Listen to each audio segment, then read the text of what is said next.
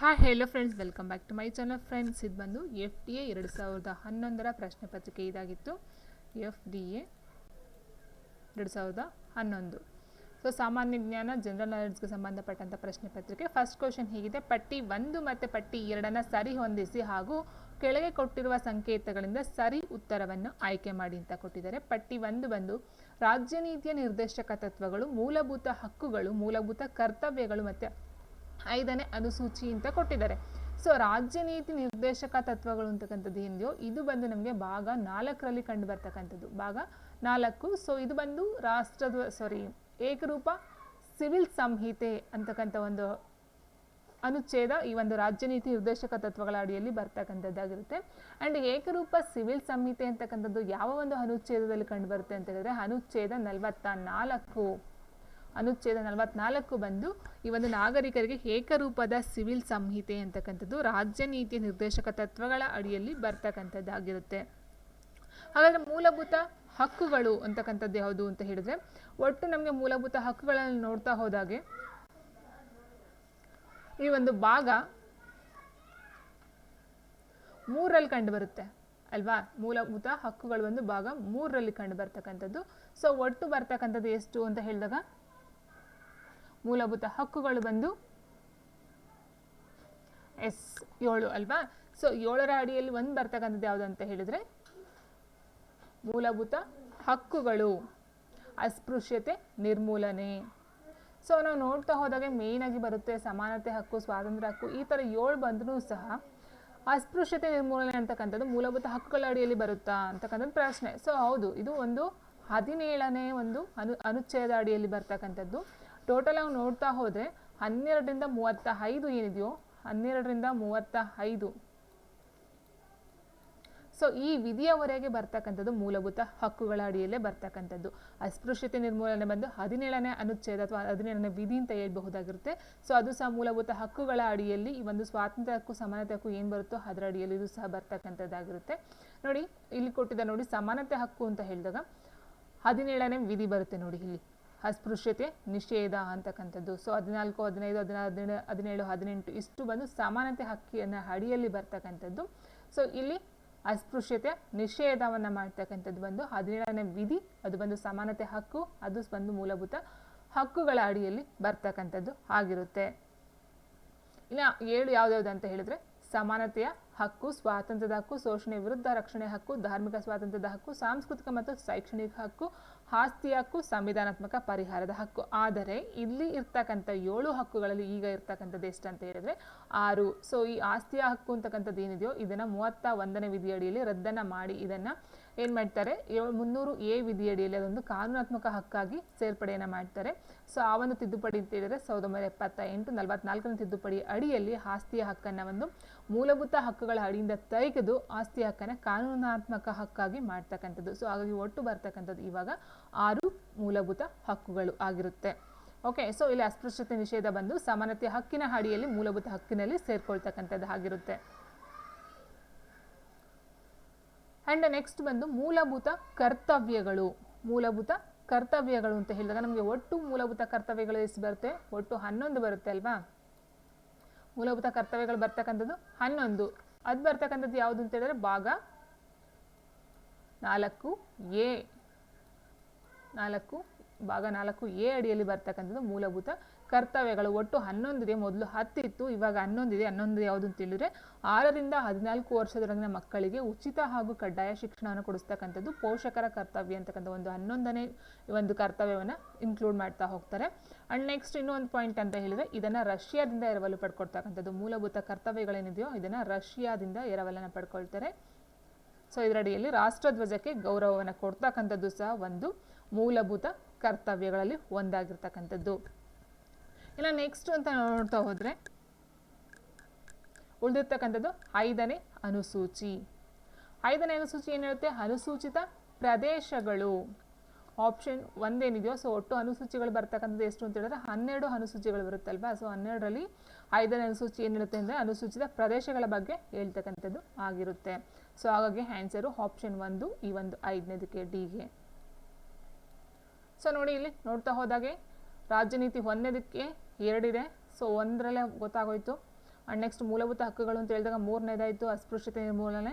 ಮೂಲಭೂತ ಕರ್ತವ್ಯಗಳು ಬಂದು ರಾಷ್ಟ್ರಧ್ವಜಕ್ಕೆ ಗೌರವವನ್ನು ಕೊಡ್ತಕ್ಕಂಥದ್ದು. 5ನೇ ಅನುಸೂಚಿ ಬಂದು ಫಸ್ಟ್ ಒನ್ನು ಅನುಸೂಚಿತ ಪ್ರದೇಶಗಳು, ಆಪ್ಷನ್ 2. ನೆಕ್ಸ್ಟ್ ಮುಂದಿನ ಪ್ರಶ್ನೆ ಹೀಗಿದೆ, ಈ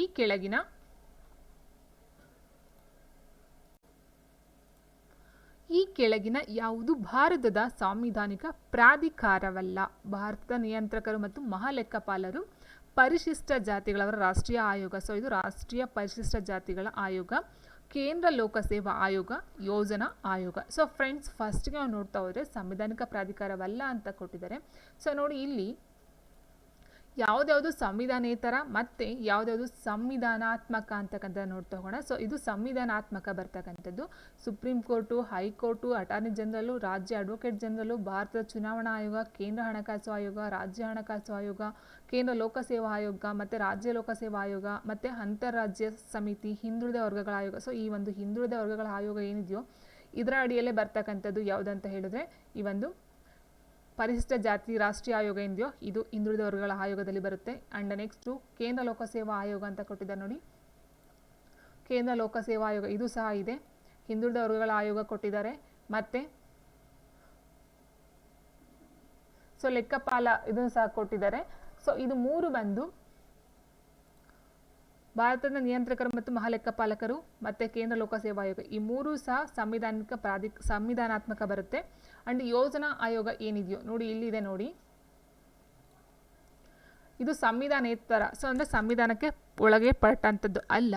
ನೀತಿ ಆಯೋಗ ಅಂತ ಕೊಟ್ಟಿದ್ದಾರೆ ನೋಡಿ, ನೀತಿ ಆಯೋಗ, ರಾಷ್ಟ್ರೀಯ ಅಭಿವೃದ್ಧಿ ಮಂಡಳಿ, ರಾಷ್ಟ್ರೀಯ ಮಾನವ ಹಕ್ಕುಗಳ ಆಯೋಗ, ಕೇಂದ್ರ ಜಾಗೃತ ಆಯೋಗ, ಕೇಂದ್ರೀಯ ತನಿಖಾ ದಳ, ಲೋಕಪಾಲ್, ಲೋಕಾಯುಕ್ತ, ವಲಯ ಮಂಡಳಿಗಳು ಇವೆಲ್ಲ ಸಂವಿಧಾನೇತರ ಆಯೋಗಗಳಲ್ಲಿ ಬರ್ತಕ್ಕಂಥದ್ದು. ಸೊ ಇಲ್ಲಿ ಕೊಟ್ಟಿದ್ದಾರೆ ನೀತಿ ಆಯೋಗ ಅಂತ ಕೊಟ್ಟಿದ್ದಾರೆ, ಆದರೆ ಕ್ವಶನಲ್ಲಿ ಯೋಜನಾ ಆಯೋಗ ಅಂತ ಕೊಟ್ಟಿದ್ದಾರೆ. ಸೊ ಯೋಜನಾ ಆಯೋಗವನ್ನು ನೀತಿ ಆಯೋಗವನ್ನಾಗಿ ಚೇಂಜ್ನ ಮಾಡ್ತಕ್ಕಂಥದ್ದು. ಫಸ್ಟ್ಗೆ ಅದು ಯೋಜನಾ ಆಯೋಗ ಅಂತ ಇರ್ತಕ್ಕಂಥದ್ದಾಗಿರುತ್ತೆ. ಅದಾದ ನಂತರ ಅದನ್ನು ಜನವರಿ 1, 2015 ಏನು ಮಾಡ್ತಾರೆ, ಅದನ್ನು ನೀತಿ ಆಯೋಗನಾಗಿ ಚೇಂಜ್ ಮಾಡ್ತಕ್ಕಂಥದ್ದು. ಸೊ ಅದು ಮುಖ್ಯಸ್ಥರು ಅಂತೇಳಿ ಪ್ರಧಾನಮಂತ್ರಿಯವರ ಒಂದು ಅಡಿಯಲ್ಲಿ ಅವರ ಒಂದು ಅಧ್ಯಕ್ಷತೆಯಲ್ಲಿ ನೀತಿ ಆಯೋಗ ಅಂತ ಚೇಂಜ್ ಮಾಡ್ತಾರೆ. ಸೊ ಆದರೆ ಅದು ಮೊದಲು ಇರ್ತಕ್ಕಂಥದ್ದು ಅದು. ಸೊ ಇದು 2011 ಪ್ರಶ್ನೆ ಪತ್ರಿಕೆ ಅಲ್ವಾ. ಸೊ 2015 ಏನಾಗುತ್ತೆ, ಅದು ನೀತಿ ಆಯೋಗ ಅಂತ ಕೊಡ್ತಾರೆ. ಸೊ ಯೋಜನಾ ಆಯೋಗದ ಬದಲು ನೀವು ನೀತಿ ಆಯೋಗ ಅಂತ ಕೊಟ್ಟರೆ ಅದನ್ನು ಸಂವಿಧಾನೇತರ ಪ್ರಾಧಿಕಾರ ಅಂತ ನೀವು ಕನ್ಸಿಡರ್ನ ಮಾಡಬೇಕಾಗಿರ್ತಕ್ಕಂಥದ್ದು. ಸೊ ಇಲ್ಲಿ ಆನ್ಸರ್ ಬಂದು ಆಪ್ಷನ್ 4 ಯೋಜನಾ ಆಯೋಗ ಆಗ್ತಕ್ಕಂಥದ್ದು ಆಗಿರುತ್ತೆ. ಸೊ ಭಾರತದ 1, 2, 3 ಇದು ಬಂದು ಸಂವಿಧಾನಾತ್ಮಕ ಪ್ರಾಧಿಕಾರ, ಯೋಜನಾ ಆಯೋಗ ಅಥವಾ ಈಗಿನ ನೀತಿ ಆಯೋಗ ಬಂದು ಸಂವಿಧಾನೇತರ ಪ್ರಾಧಿಕಾರ. Okay, so answer option 4. Next, ಇದುವರೆಗೆ ಕಂಡುಹಿಡಿಯಲಾಗಿರುವ ಅತ್ಯಂತ ಉತ್ತರ ಭಾಗದಲ್ಲಿರುವ ಹರಪ್ಪ ನಿವೇಶನ ಯಾವುದು? ಜಮ್ಮು ಮತ್ತು ಕಾಶ್ಮೀರದಲ್ಲಿರುವ ಮಾಂಡು, ಪಂಜಾಬ್ನಲ್ಲಿರುವ ರೋಪರ್, ಪಾಕಿಸ್ತಾನದಲ್ಲಿರುವ ಹರಪ್ಪ, ಉತ್ತರ ಪ್ರದೇಶದಲ್ಲಿರುವ ಆಲಂಗಿಪುರ ಅಂತ ಕೊಟ್ಟಿದ್ದಾರೆ. ಸೊ ಇಲ್ಲಿ ಬಂದು ಆಪ್ಷನ್ 1 ಇದೆಯೋ ಜಮ್ಮು ಮತ್ತು ಕಾಶ್ಮೀರದಲ್ಲಿರುವ ಮಾಂಡು. ಸೊ ಉತ್ತರ ಭಾಗದಲ್ಲಿ ಅಂತ ಕೇಳಿದ್ದಾರೆ ನೋಡಿ. ಸೊ ಪಂಜಾಬ್ಗಿಂತ ಜಮ್ಮು ಮತ್ತು ಕಾಶ್ಮೀರದಲ್ಲಿರ್ತಕ್ಕಂಥ ಮಾಂಡು. ಸೊ ನೆಕ್ಸ್ಟು, ಈ ಕೆಳಕಂಡ ಯಾವ ಕೃತಿಯು ಕರ್ನಾಟಕದ ಅನನ್ಯತೆಯನ್ನು ನಿರೂಪಿಸಿದೆ? ಕವಿರಾಜ ಮಾರ್ಗ, ಮಾನಸೋಲ್ಲಾಸ, ಕಾಲಕೇಯವಾದ, ರಾಮಧಾನ್ಯ ಚರಿತೆ ಅಂತ ಕೊಟ್ಟಿದ್ದಾರೆ. ಸೊ ಫಸ್ಟ್ ಆನ್ಸರ್ ಹೇಳ್ಬಿಡ್ತೀನಿ, ಆಪ್ಷನ್ 1 ಕವಿರಾಜ ಮಾರ್ಗ. ಯಾಕೆ ಈ ಒಂದು ಅಂತಕ್ಕಂಥದ್ದು ಫಸ್ಟ್ ನಮಗೆ ಒಳಿತಕ್ಕಂಥದ್ದು ಯಾವುದು ಅಂತ ಹೇಳಿದ್ರೆ ಒಂದು ಕವನ ಇದೆ ಅಥವಾ ಈ ಒಂದು, ಸೊ ನೋಡಿ ಇಲ್ಲಿ ಕಾವೇರಿಯಿಂದ ಗೋದಾವರಿವರೆಗೆ ಅಂತ ಹೇಳ್ತಾರಲ್ಲ. ಸೊ ಈ ಒಂದು ಸಾಲುಗಳನ್ನ ನೆನಪಲ್ಲಿ ಇಟ್ಕೊಂಡ್ರೆ ಸೊ ಆರಾಮಾಗಿ ಅದಕ್ಕೆ ಆನ್ಸರ್ನ ನಾವು ಹೇಳ್ಬಹುದಾಗಿರುತ್ತೆ. ಸೊ ಈ ಒಂದು ಕವಿರಾಜ ಮಾರ್ಗವನ್ನು ಕನ್ನಡದಲ್ಲಿ ಉಪಲಬ್ಧ ಇರ್ತಕ್ಕಂಥ ಮೊಟ್ಟ ಮೊದಲ ಒಂದು ಲಕ್ಷಣ ಗ್ರಂಥ ಅಥವಾ ಅಲಂಕಾರಿಕ ಗ್ರಂಥ ಅಂತ ಹೇಳ್ತೀವಿ. ಇದನ್ನು ಕ್ರಿಸ್ತಶಕ 850 ರಚನೆಯನ್ನು ಮಾಡ್ತಿರ್ತಕ್ಕಂಥದ್ದು ಅಂತ ಹೇಳ್ಬೋದು. ಮತ್ತು ಇದರ ಒಂದು ಕರ್ತೃ ಅಂತ ಹೇಳಿದ್ರೆ ಶ್ರೀ ವಿಜಯ. ಇವರು ಇರ್ತಕ್ಕಂಥದ್ದು ಅಮೋಘವರ್ಷ ನೃಪತುಂಗನ ಒಂದು ಆಶ್ರಮದಲ್ಲಿ. ಸೊ ಆಶ್ರಯದಲ್ಲಿ ಇದ್ದು ಆ ಒಂದು ಕವಿರಾಜ ಮಾರ್ಗವನ್ನು ಅಮೋಘವರ್ಷ ನೃಪತುಂಗನ ಒಂದು ಹೆಸರಲ್ಲಿ ಮಾಡಿರ್ತಕ್ಕಂಥದ್ದು ಅಂತಕ್ಕಂಥ ಒಂದು ಉಲ್ಲೇಖನೂ ಸಹ ಇದೆ. ಇದರ ಒಂದು ಕರ್ತೃ ಶ್ರೀ ವಿಜಯ ಆಗಿರ್ತಾರೆ. ಇದು ಕನ್ನಡದ ಮೊಟ್ಟ ಮೊದಲ ಉಪಲಬ್ಧ ಇರ್ತಕ್ಕಂಥ ಒಂದು ಲಕ್ಷಣ ಗ್ರಂಥ ಅಥವಾ ಅಲಂಕಾರಿಕ ಗ್ರಂಥ ಆಗಿರುತ್ತೆ. ಸೊ ಇದಕ್ಕೆ ಮೇಯ್ನಾಗಿ ಈ ಒಂದು ಸಾಲುಗಳನ್ನು ನೋಡ್ತಾ ಹೋದರೆ ಅದು ಕರ್ನಾಟಕಕ್ಕೆ ಸಂಬಂಧಪಟ್ಟಂತೆ ಮಾಹಿತಿನ ಕೊಡ್ತಾ ಇದೆ ಅಂತಕ್ಕಂಥದ್ದು ತಿಳಿದು ಬರ್ತಕ್ಕಂಥದ್ದಾಗಿರುತ್ತೆ. ಇನ್ನು ನೆಕ್ಸ್ಟ್ ಬಂದು 2ನೇ ಆಪ್ಷನ್ ಏನಿದೆಯೋ ಮಾನಸೋಲ್ಲಾಸ ಅಂತಕ್ಕಂಥದ್ದು. ಸೊ ಇದು ಬಂದು ಅಭಿಲಾಷಿತಾರ್ಥ ಚಿಂತಾಮಣಿ ಅಂತಕ್ಕಂಥ ಇನ್ನೊಂದು ಹೆಸರಿಂದಲೂ ಸಹ ಹೇಳ್ತಾರಂತೆ ಈ ಒಂದು ಮಾನಸೋಲ್ಲಾಸ ಅಂತಕ್ಕಂಥ ಒಂದು ಗ್ರಂಥವನ್ನು. ಸೊ ಇದು ಇಂದಿನ ಕರ್ನಾಟಕದಲ್ಲಿ ಆಳಿದ ಕಲ್ಯಾಣಿ ಚಾಲುಕ್ಯ ರಾಜ ಸೋಮೇಶ್ವರ ಮೂರು, ಸೊ ಅವರ ಒಂದು ಟೈಮಲ್ಲಿ ಸಂಸ್ಕೃತದಲ್ಲಿ ರಚಿತವಾಗಿರ್ತಕ್ಕಂಥ ಒಂದು ಗ್ರಂಥ ಅಥವಾ ಕೃತಿ ಅಂತ ಹೇಳಬಹುದಾಗಿರುತ್ತೆ. ಇನ್ನು ನೆಕ್ಸ್ಟ್ ಬಂದು ರಾಮಧಾನ್ಯ ಚರಿತ್ರೆ ಅಂತಕ್ಕಂಥದ್ದು ಏನಿದೆಯೋ ಅದು ಬಂದು ಕನಕದಾಸರು ರಚನೆ ಮಾಡಿರ್ತಕ್ಕಂಥದ್ದು. ಮೋಹನ ತರಂಗಿಣಿ, ನಳಚರಿತ್ರೆ, ರಾಮಧಾನ್ಯ ಚರಿತ್ರೆ, ಹರಿಭಕ್ತ ಸಾರ, ಕೀರ್ತನೆ ಮತ್ತು ಮುಂಡಿಗೆಗಳು ಅಂತಕ್ಕಂಥದ್ದು ಕನಕದಾಸರಿಂದ ರಚಿತವಾಗಿರ್ತಕ್ಕಂಥ ಒಂದು ಕೃತಿಗಳಾಗಿರುತ್ತೆ. ಇಲ್ಲಿ ರಾಮಧಾನ್ಯ ಚರಿತ್ರೆ ಯಾವುದ್ರ ಬಗ್ಗೆ ಪ್ರಶಂಸೆ ಮಾಡ್ತಾ ಅಥವಾ ಯಾವುದ್ರ ಬಗ್ಗೆ ಹೇಳುತ್ತೆ ಅಂತ ಹೇಳ್ತಾ ಹೋದರೆ ಇದು ರಾಗಿ ಮತ್ತು ಭತ್ತದ ನಡುವೆ ಇರ್ತಕ್ಕಂಥ ಒಂದು ವ್ಯತ್ಯಾಸವನ್ನು ತಿಳಿಸಿ ಹೇಳ್ಕೊಡ್ತಕ್ಕಂಥದ್ದಾಗುತ್ತೆ. ಯಾರು ಹೆಚ್ಚು ಯಾರು ಕಮ್ಮಿ ಅಂತಕ್ಕಂಥ ಒಂದು ಇದರಲ್ಲಿ ಬರುತ್ತೆ. ಆ್ಯಂಡ್ ಮೇಯ್ನಾಗಿ ಇನ್ನೊಂದು ಪಾಯಿಂಟು ರಾಮಧಾನ್ಯ ಚರಿತ್ರೆ ಅಂತಕ್ಕಂಥದ್ದು ಕನಕದಾಸರಿಂದ ರಚಿತವಾದಂಥ ಒಂದು ಪುಟ್ಟ ವಿಡಂಬನಾ ಕಾವ್ಯ. ಸೊ ತುಂಬ ಕ್ವಶನ್ನು ಕೇಳ್ತಾ ಹೋಗ್ತಾರೆ, ರಾಮಧಾನ್ಯ ಚರಿತ್ರೆ ಎಂತಹ ಕಾವ್ಯ ಅಂತ ಕೇಳ್ತಾರೆ. ವಿಡಂಬನಾ ಕಾವ್ಯ ಇದೊಂದು ಕಲ್ಪಿತ ಕಥೆ, ಕಲ್ಪನೆಯಿಂದ ಮಾಡಿರ್ತಕ್ಕಂಥದ್ದಾಗಿರುತ್ತೆ. ಸೊ ರಾಗಿ ಮತ್ತು ಭತ್ತಕ್ಕೆ ನಡುವೆ ಇರ್ತಕ್ಕಂಥ ಒಂದು ಜಗಳ, ಯಾರು ಹೆಚ್ಚು ಯಾರು ಕಮ್ಮಿ ಅಂತಕ್ಕಂಥ ಒಂದು ಜಗಳದಲ್ಲಿ ಈ ಒಂದು ಕತೆ ಶುರು ಆಗ್ತಕ್ಕಂಥದ್ದು. ಓಕೆ ಫ್ರೆಂಡ್ಸ್, ಇದು ಬಂದು ಕವಿರಾಜ ಮಾರ್ಗ ಬಂದು ಈ ಒಂದು ಕರ್ನಾಟಕದ ಬಗ್ಗೆ ಹೇಳ್ತಕ್ಕಂಥ ಒಂದು ಗ್ರಂಥ ಅಥವಾ ಕೃತಿಯಾಗಿರ್ತಕ್ಕಂಥದ್ದು. ಆಪ್ಷನ್ 1 ಇದರ ಒಂದು ಕರ್ತೃ ಶ್ರೀ ವಿಜಯ ಆಗಿರ್ತಾರೆ. ಇನ್ನು ನೆಕ್ಸ್ಟ್ ಬಂದು ಅಶೋಕನ ಶಾಸನಗಳು. ಅಶೋಕನ ಶಾಸನಗಳು ಕೆಳಕಂಡ ಲಿಪಿಯಲ್ಲಿವೆ. ಬ್ರಾಹ್ಮಿ, ಖರೋಷ್ಠಿ, ಅರಾಮಿಕ್, ಗ್ರೀಕ್ ಅಂತ ಕೊಟ್ಟಿದ್ದಾರೆ. ಇದರಲ್ಲಿ ಸರಿಯಾದ ಉತ್ತರಗಳ ಜೋಡಣೆಯನ್ನು ಗುರುತಿಸಿ. ಸೊ ಫಸ್ಟಿಗೆ ಅಶೋಕ ಅಂತ ಹೇಳಿದಾಗ ಬಿಂದುಸಾರನ ಮಗ ಬಂದು ಅಶೋಕ ಆಗಿರ್ತಾನೆ. ಇವನ ಶಾಸನಗಳು ಬಂದು ಆಪ್ಷನ್ 1 ಏನಿದೆಯೋ ಬ್ರಾಹ್ಮಿ ಮತ್ತು ಖರೋಷ್ಠಿ 2 ಭಾಷೆಗಳಲ್ಲಿ ರಚಿತವಾಗಿರ್ತಕ್ಕಂಥದ್ದು. ಆಪ್ಷನ್ 1 ಮತ್ತು 2 ಬ್ರಾಹ್ಮಿ ಮತ್ತು ಖರೋಷ್ಠಿ ಲಿಪಿಯಲ್ಲಿ ಆಗಿರ್ತಕ್ಕಂಥದ್ದು ಆಗಿರುತ್ತೆ. ಸೊ ಇನ್ನು ಇದ್ರ ಬಗ್ಗೆ ನೋಡ್ತಾ ಹೋದರೆ ಅಶೋಕನ ಪ್ರಮುಖ ಶಾಸನಗಳು ಅಂತ ಹೇಳಿದ್ರೆ 6 ಕಿರುಬಂಡೆ ಶಾಸನ, ಬಾಬ್ರಿ ಶಾಸನ, 14 ಶಿಲಾ ಶಾಸನಗಳು, 12 ಬಂಡೆಗಲ್ಲು ಶಾಸನ ಆಗಿರ್ಬೋದು, ಕಳಿಂಗ ಶಾಸನಗಳು, ತೆರಾಯಿ ಸ್ತಂಭ ಶಾಸನ ಆಗಿರ್ಬೋದು, 7 ಸ್ತಂಭ ಶಾಸನಗಳು ಆಗಿರ್ಬೋದು, 4 ಲಘು ಸ್ತಂಭ ಶಾಸನಗಳು. ಸೊ ಇವೆಲ್ಲ ಬರ್ತಕ್ಕಂಥದ್ದು ಅಶೋಕನ ಶಾಸನಗಳಲ್ಲಿ. ಆದರೆ ಇಲ್ಲಿ ಅದಕ್ಕೆ ಸಂಬಂಧಪಟ್ಟಂತೆ ಎಲ್ಲ ಪ್ರಜೆಗಳು ತನ್ನ ಮಕ್ಕಳು ಅಂತಕ್ಕಂಥದ್ದು ಯಾವುದ್ರಲ್ಲಿ ಕಂಡು ಬರುತ್ತೆ ಅಂತ ಕೇಳಬಹುದು, ಅಥವಾ ಅಶೋಕನ ಧರ್ಮದ ಬಗ್ಗೆ ಹೇಳಿರ್ತಕ್ಕಂಥ ಶಾಸನ ಯಾವುದು ಅಂತ ಕೇಳ್ಬೋದು, ಅಥವಾ ಕಳಿಂಗ ಯುದ್ಧದ ಬಗ್ಗೆ ಹೇಳಿರ್ತಕ್ಕಂಥ ಶಾಸನ ಯಾವುದು ಅಂತ ಕೇಳ್ಬೋದು. ಸೊ ಈ ಥರ. ಮತ್ತು ಇನ್ನೂ ಇಂಪಾರ್ಟೆಂಟ್ ನೋಡಿ, ಅಶೋಕ ಬೌದ್ಧ ಧರ್ಮದ ಪವಿತ್ರ ಸ್ಥಳಗಳಿಗೆ ಧರ್ಮಾಯತ್ರ ಕೈಗೊಂಡಂಥ ಒಂದು ಶಾಸನ ಅಂತ ಕೊಟ್ಟಿದ್ದಾರೆ. ಸೊ ಈ ರೀತಿ ಒಂದು ವಿವರಣೆಯನ್ನು ಕೊಟ್ಟು ಕೇಳ್ತಕ್ಕಂಥ ಶಾಸನಗಳ ಬಗ್ಗೆ ಸಹ ಕ್ವಶನ್ಸ್ನ ಕೇಳಬಹುದಾಗಿರುತ್ತೆ. ನೆಕ್ಸ್ಟ್ ಬಂದು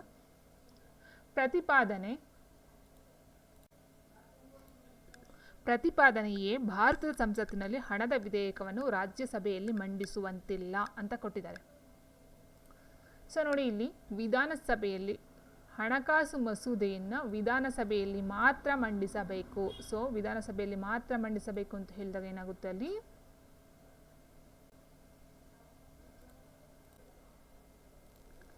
ಕಾರಣ 6 ಬಂದು ಒಂದು ವಿಧೇಯಕವು ಹಣದ ವಿಧೇಯಕವೇ ಅಲ್ಲವೇ ಎಂಬುದನ್ನು ಲೋಕಸಭೆಯ ಸ್ಪೀಕರ್ ಅವರು ನಿರ್ಧರಿಸಬೇಕು ಅಂತ ಕೊಟ್ಟಿದ್ದಾರೆ. ಸೊ ನೋಡಿ, ಇಲ್ಲಿ ರಾಜ್ಯಸಭೆಯಲ್ಲಿ ಮಂಡಿಸುವಂತಿಲ್ಲ ಅಂತ ಕೊಟ್ಟಿದ್ದಾರಲ್ವಾ. ನೋಡಿ, ಲೋಕಸಭೆ ವಿಶೇಷ ಅಧಿಕಾರಿಗಳ ಅಡಿಯಲ್ಲಿ ಬರ್ತಕ್ಕಂಥದ್ದು ಹಣಕಾಸು ಮಸೂದೆಯನ್ನು ಲೋಕಸಭೆಯಲ್ಲಿ ಮಾತ್ರನೇ ಮಂಡಿಸಬೇಕು. ಸೊ ಅಂದರೆ ರಾಜ್ಯಸಭೆಯಲ್ಲಿ ಅವಕಾಶ ಇಲ್ಲ, ಲೋಕಸಭೆಯಲ್ಲಿ ಮಾತ್ರ ಮಂಡಿಸಬೇಕು. ಸೊ ಹಾಗಾಗಿ ಏನಾಗುತ್ತೆ, ಇಲ್ಲಿ ರಾಜ್ಯಸಭೆಯಲ್ಲಿ ಮಂಡಿಸುವಂತಿಲ್ಲ ಅಂತಕ್ಕಂಥದ್ದು ಸರಿಯಾಗಿರ್ತಕ್ಕಂಥದ್ದು. ಇನ್ನು ನೆಕ್ಸ್ಟ್ ಬಂದು ಸ್ಪೀಕರ್ ಅವರು ನಿರ್ಧಾರವನ್ನು ಮಾಡ್ತಕ್ಕಂಥದ್ದಾಗಿರುತ್ತೆ, ಲೋಕಸಭೆಯ ಸ್ಪೀಕರ್ ಅವರು. ಸೊ ಇಲ್ಲಿದೆ ನೋಡಿ, ಒಂದು ಮಸೂದೆಯು ಹಣಕಾಸು ಮಸೂದೆಯೋ ಅಥವಾ ಇಲ್ಲವೋ ಎಂಬುದನ್ನು ಲೋಕಸಭೆಯ ಸಭಾಪತಿ ಮೀನ್ಸ್ ಸ್ಪೀಕರ್ ಅವರು ನಿರ್ಧಾರವನ್ನು ಮಾಡ್ತಕ್ಕಂಥದ್ದು. ಇದು ಸಹ ಸರಿ ಇರ್ತಕ್ಕಂಥದ್ದಾಗಿರುತ್ತೆ. ಆಪ್ಷನ್ 1, 2 ಎರಡೂ ಸಹ ಸರಿ ಇರ್ತಕ್ಕಂಥದ್ದು. ಆದರೆ ಇಲ್ಲಿ ಏನಂತ ಹೇಳಿದ್ರೆ ಎ ಮತ್ತು 6 ಎರಡೂ ಸಹ ಸರಿ ಇರುತ್ತೆ. ಆದರೆ ಎಗೆ 6 ಸರಿಯಾದ ಕಾರಣವಲ್ಲ ಅಂತಕ್ಕಂಥದ್ದು ಸರಿಯಾಗಿರ್ತಕ್ಕಂಥದ್ದು. ಆಪ್ಷನ್ 2, ಎ ಮತ್ತು 6 ಎರಡೂ ಹೇಳಿಕೆಗಳು ಸರಿಯಾಗಿದೆ, ಆದರೆ ಎಗೆ 6 ಸರಿಯಾದ ಕಾರಣವಲ್ಲ.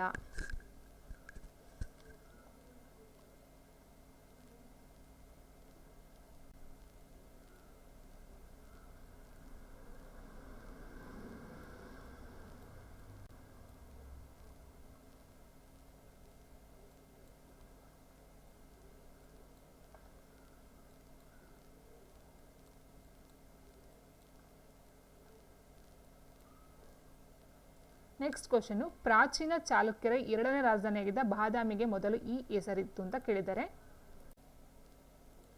ವಾತಾಪಿ, ಐಹೊಳೆ, ಬೇಲೂರು, ಹಳೆಬೀಡು. ಸೊ ಇಲ್ಲಿ ಚಾಲುಕ್ಯರ ಇನ್ನೂ ಹೇಳಬೇಕಂತ ಅಂದರೆ ಬಾದಾಮಿ ಚಾಲುಕ್ಯರ 2ನೇ ರಾಜಧಾನಿಯಾಗಿದ್ದ ಬಾದಾಮಿಗೆ ಮೊದಲು ಈ ಹೆಸರಿತ್ತು ಅಂತ ಕೇಳಿದರೆ ಬಾದಾಮಿ ಚಾಲುಕ್ಯರು, ಇಲ್ಲಿ ಬರ್ತಕ್ಕಂಥದ್ದು ಕಲ್ಯಾಣಿ ಚಾಲುಕ್ಯರು ಅಲ್ಲ. ಬಾದಾಮಿ ಚಾಲುಕ್ಯರ ಒಂದು ರಾಜಧಾನಿ ಬಾದಾಮಿ ಏನಾಗಿತ್ತೋ ಇದರ ಒಂದು ಹಿಂದಿನ ಹೆಸರು ಏನಂತ ಹೇಳಿದ್ರೆ ಆಪ್ಷನ್ 1 ವಾತಾಪಿ ಅಂತಕ್ಕಂಥದ್ದು ಆಗಿರುತ್ತೆ. ಸೊ ಮೂಲ ಪುರುಷ ಅಂತ ಹೇಳಿದ್ರೆ ಜಯಸಿಂಹ ಅಂತಕ್ಕಂಥದ್ದು. ಸೊ ಇದು ಒಂದು ಎಕ್ಸಾಮಲ್ಲಿ ಕೇಳಿದ್ರು, ಅದೇ ST ಎಕ್ಸಾಮಲ್ಲಿ ಕೇಳಿದ್ರು. ಚಾಲುಕ್ಯರ ಸ್ಥಾಪಕ, ಚಾಲುಕ್ಯ ವಂಶ ಸ್ಥಾಪಕ ಯಾರು ಅಂತ ಕೇಳಿದ್ರು, ಒಂದು ಜಯಸಿಂಹ ಅಂತಕ್ಕಂಥನು. ಇವರ ಒಂದು ರಾಜಧಾನಿ ಅಂತ ಹೇಳಿದ್ರೆ ವಾತಾಪಿ ಅಥವಾ ಬಾದಾಮಿ ಅಂತಕ್ಕಂಥದ್ದಾಗುತ್ತೆ. ಇವರ ಒಂದು ಲಾಂಛನ ಅಂತ ಹೇಳಿದ್ರೆ ವರಾಹ ಅಂತಕ್ಕಂಥದ್ದಾಗುತ್ತೆ. ವರಾಹ ಅಂತಕ್ಕಂಥದ್ದು ಇವರ ಒಂದು ಲಾಂಛನ ಆಗಿರ್ತಕ್ಕಂಥದ್ದು. ಇನ್ನು ಮೇನಾಗಿ ಹೇಳ್ತಾ ಹೋದ್ರೆ ಐಹೊಳೆ, ಬೇಲೂರು, ಹಳೆಬೀಡು ಎಲ್ಲ ಇವರ ಒಂದು ಕಾಲದಲ್ಲೇ ಹೆಸರನ್ನು ಮಾಡಿರ್ತಕ್ಕಂಥ ಒಂದು ಸ್ಥಳಗಳಂತ ಹೇಳಬಹುದು. ಸೊ ಈ ಒಂದು ಬಾದಾಮಿಯಲ್ಲಿ ನಾವು ನೋಡ್ತಾ ಹೋದಾಗೆ 4 ಗುಹಾಂತರ ದೇವಾಲಯಗಳಿರ್ತವೆ. ಅವುಗಳನ್ನು ಮೇಣ ಬಸದಿ ಅಂತ ಹೇಳ್ತಾರೆ. ಮೇಣ ಬಸದಿ ಅಂತ ಈ ಒಂದು ವಾತಾಪಿ ಅಥವಾ ಬಾದಾಮಿಯಲ್ಲಿ ಇರ್ತಕ್ಕಂಥ 4 ಗುಹಾಂತರ ದೇವಾಲಯಗಳಿಗೆ ಇರ್ತಕ್ಕಂಥ ಒಂದು ಹೆಸರು. ಆ್ಯಂಡ್ ಇನ್ನೊಂದು ಪಾಯಿಂಟ್ ಏನಂತ ಹೇಳಿದ್ರೆ, ಇಲ್ಲಿ ಇರ್ತಕ್ಕಂಥ ಏನು ಕಲೆ ವಾಸ್ತುಶಿಲ್ಪ ಇದೆಯೋ ಚಾಲುಕ್ಯರಲ್ಲಿ, ಅಲ್ಲಿ ಮೇಯ್ನಾಗಿ ಕಂಡು ಬರ್ತಕ್ಕಂಥ ಯಾವುದು ಅಂತ ಹೇಳಿದ್ರೆ ವೇಸರ ಶೈಲಿಯಲ್ಲಿ ಕಂಡು ಬರ್ತಕ್ಕಂಥದ್ದು. ವೇಸರ ಶೈಲಿ, ಇದು ವೆರಿ ಇಂಪಾರ್ಟೆಂಟ್ ಕ್ವಶನ್. ಸೊ ಇದಿಷ್ಟು ಬಂದು ಚಾಲುಕ್ಯರಿಗೆ ಸಂಬಂಧಪಟ್ಟಂಥ ಕೆಲವೊಂದು ಕ್ವಶನ್ಸ್ಗಳು. ಆ್ಯಂಡ್ ನೆಕ್ಸ್ಟ್ ಬಂದು ಈ ಒಂದು ಚಾಲುಕ್ಯರಲ್ಲಿ ಇರ್ತಕ್ಕಂಥ ಸೈನ್ಯವನ್ನು ಏನಂತ ಕರಿತಾ ಇದ್ರು ಅಂತ ಹೇಳಿದ್ರೆ ಕರ್ನಾಟಕ ಬಲ ಅಂತ ಕರಿತಾ ಇದ್ರು. ಕರ್ನಾಟಕ ಬಲ ಅಂತ ಆ ಒಂದು ಸೈನ್ಯವನ್ನು ಕರಿತಾ ಇದ್ರು. ಸೊ ಇಲ್ಲಿ ಆನ್ಸರ್ ಬಂದು option A Vatapi. Next question, Qutub Minar ಬಳಿ ಇರುವ ಪ್ರಸಿದ್ಧವಾದ ಉಕ್ಕಿನ ಸ್ತಂಭ ಯಾರಿಗೆ ಸೇರಿದ್ದು? ಕುತುಬ್ ಮಿನಾರ್ ಬಳಿ ಇರುವ ಪ್ರಸಿದ್ಧವಾದ ಉಕ್ಕಿನ ಸ್ತಂಭ ಯಾರಿಗೆ ಸೇರಿದ್ದು ಅಂತ ಹೇಳಿದ್ರೆ ಆಪ್ಷನ್ 2 ಗುಪ್ತರಿಗೆ ಸೇರಿರ್ತಕ್ಕಂಥದ್ದು. ಇನ್ನು ಕುತುಬ್ ಮಿನಾರ್ ಅಂತಕ್ಕಂಥದ್ದು ಭಾರತ ದೆಹಲಿಯಲ್ಲಿರುವ ಸ್ಮಾರಕ ಹಾಗೂ ಕಟ್ಟಡಗಳ ಸಮೂಹವಾಗಿದ್ದು, ಇದನ್ನು ಕಟ್ಟಡವನ್ನು ಕಟ್ಟಿಸ್ತಕ್ಕಂಥವ್ರು ಕುತ್ಬುದ್ದೀನ್ ಐಬಕ್ ಅಂತಕ್ಕಂಥದ್ದು. ಸೊ ಇವ್ರು ಬಂದು ಗುಲಾಬಿ ಸಂತತಿಯ ಅರಸಾಗಿರ್ತಕ್ಕಂಥದ್ದು ಕುತ್ಬುದ್ದೀನ್ ಐಬಕ್. ಈ ಒಂದು ಕುತುಬ್ ಮಿನಾರನ್ನು ಕಟ್ಟಿಸ್ತಕ್ಕಂಥದ್ದು. ಆದರೆ ಅದರ ಶುರು ಮಾಡ್ತಕ್ಕಂಥದ್ದು ಕುತ್ಬುದ್ದೀನ್ ಐಬಕ್ ಆಗಿರ್ತಾರೆ. ಅದನ್ನು ಪೂರ್ಣಗೊಳಿಸ್ತಾರೆ ಬಂದು ಇಲ್ತಮಿಷ್ ಆಗಿರ್ತಕ್ಕಂಥದ್ದು. ಸೊ ಅಲ್ತಮಿಷ್ ಮತ್ತು ಅಲ್ಲಾವುದ್ದೀನ್ ಖಿಲ್ಜಿ ಅದನ್ನು ಒಂದು ಬೆಳೆಸ್ಕೊಂಡು ಬರ್ತಾ ಹೋಗ್ತಾರೆ. ಸೊ ಬಟ್ ಅದನ್ನು ಸ್ಟಾರ್ಟ್ ಮಾಡಿದ್ದು ಕುತ್ಬುದ್ದೀನ್ ಐಬಕ್, ಅದನ್ನು ಫಿನಿಶ್ ಮಾಡಿದ್ದು ಇಲ್ತಮಿಷ್ ಅಂತಕ್ಕಂಥವ್ರಾಗಿರ್ತಾರೆ. ಆ್ಯಂಡ್ ನೆಕ್ಸ್ಟ್ ಇದು ಬಂದು 1993ರಲ್ಲಿ ಏನಾಗುತ್ತೆ, ಯುನೆಸ್ಕೋ ವಿಶ್ವ ಪಾರಂಪರ್ಯ ತಾಣದ ಒಂದು ಪಟ್ಟಿಗೆ ಸೇರ್ಕೊಳ್ತಕ್ಕಂಥದ್ದು ಆಗಿರುತ್ತೆ. ಶ್ರೀರಂಗಪಟ್ಟಣ ನಡೆದ 4ನೇ ಮೈಸೂರು ಯುದ್ಧದಲ್ಲಿ ಸೋತು ಹತರಾದವರು ಯಾರು ಅಂತ ಕೇಳಿದರೆ, ಸೊ ಒಟ್ಟು ಬರ್ತಕ್ಕಂಥದ್ದು 4 ಆಂಗ್ಲೋ ಮೈಸೂರು ಯುದ್ಧಗಳು ಬರುತ್ತೆ. ಫಸ್ಟ್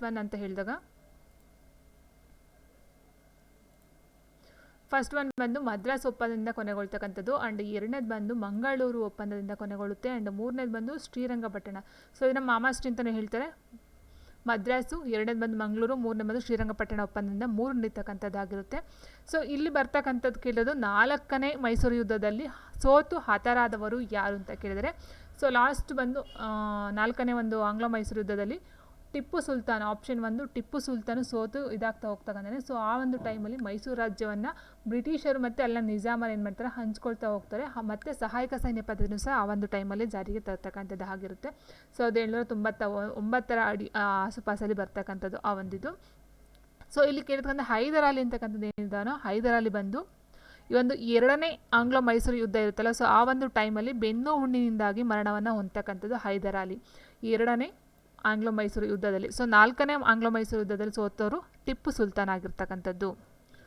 ಆ್ಯಂಡ್ ನೆಕ್ಸ್ಟ್ ಬಂದು 1911ರಲ್ಲಿ ಭಾರತೀಯ ವಿಜ್ಞಾನ ಸಂಸ್ಥೆಯನ್ನು ಡ್ಯಾಶ್ರಲ್ಲಿ ಆರಂಭಿಸಲಾಯಿತು. 1911ರಲ್ಲಿ ಭಾರತೀಯ ವಿಜ್ಞಾನ ಸಂಸ್ಥೆಯನ್ನು ಎಲ್ಲಿ ಆರಂಭಿಸಲಾಯಿತು ಅಂತ ಕೇಳಿದರೆ, ಸೊ ಇದು ಬಂದು ಆಪ್ಷನ್ 3 ಏನಿದೆ